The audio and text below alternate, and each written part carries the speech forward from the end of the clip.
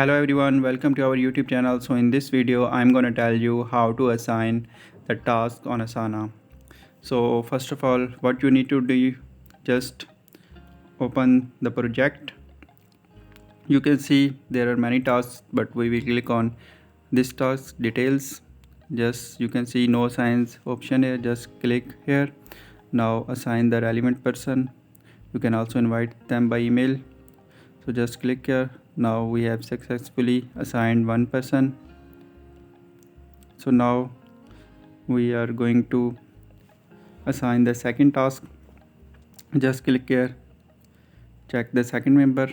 Now we have successfully assigned the second member. Now click on details. Now we are going to assign another person on this task. Now you can see we have successfully assigned 3 person on these 3 tasks. So you can see here.